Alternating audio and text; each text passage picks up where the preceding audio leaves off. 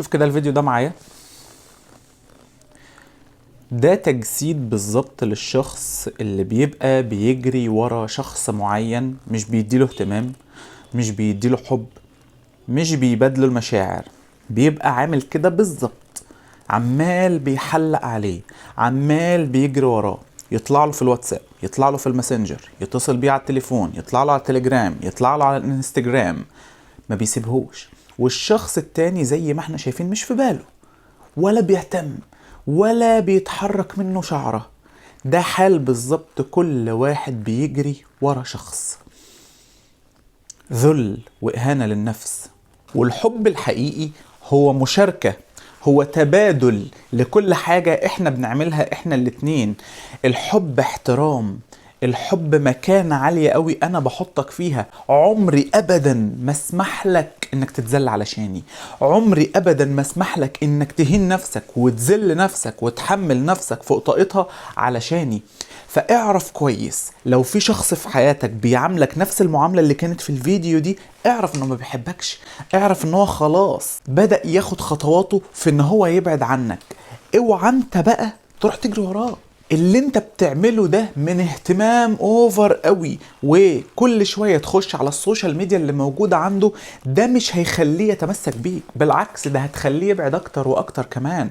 ما تزلش نفسك في حد لحد ويبقى وقتك ويومك كله ضايع علشان الشخص ده، قاعد علشانه. ربنا بيقول: أم لهم آلهة تمنعهم من دوننا لا يستطيعون نصر أنفسهم ولا هم منا يصحبون. وربنا هنا سمى الشخص اللي حضرتك بتجري وراه ده إله. يا نهار أبيض، ليه كده يا رب؟ لأنك قاعد له، ما بتفكرش في حد اللي هو عايش علشانه. لما بيبقى فرحان انت بتبقى فرحان، لو حصل له اي حاجة انت بتموت وتتعب وحياتك بتقف، لو خرج بره حياتك انت بتنهار وبتبقى عايز تنتحر.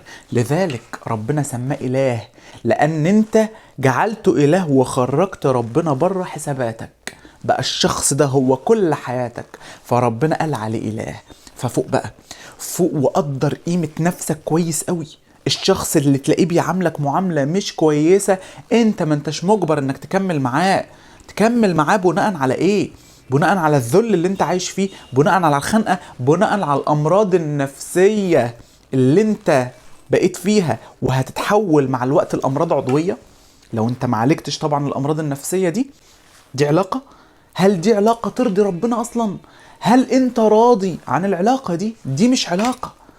ده انت بتضيع عمرك وحياتك مع شخص بيستنزف طاقتك وانت سامح له بكده. الشخص اللي انت بتجري وراه ده هو بيشوفك قليل، بيشوفك قليل جدا جدا جدا، واللي انت بتعمله ده بيزيد اصراره ان هو يفضل يعاملك نفس المعاملة الوحشة دي، وبيزيد اصراره ان هو يفكر في اي وقت انه هيسيبك ويمشي. وبالفعل هيسيبك ويمشي، لان مفيش حد بيتقبل المعاملة اللي فيها نوع من انواع انك تقعد تحلق عليا في كل حتة دي وانا هملك تماما وما بفكرش فيك. فقدروا قيمة نفسكم سواء كنت ولد او بنت. الشخص اللي انت بتجري وراه ده هو مش القطعة الاخيرة او اللي فاضل اللي مش هيبقى فيه منه اتنين، بالعكس ده ربنا خلق منه كتير قوي زيه واحسن منه ومحترمين اكتر منه كمان. فما تتعلقش بحد ولا تجري وراه، وفوق لنفسك، فوق لنفسك قوي وقدر قيمتها، لان نفسك عالية قوي قوي قوي وغالية قوي قوي عند ربنا. ربنا ابدا ما يرضاش انك تعاملها التعامل ده.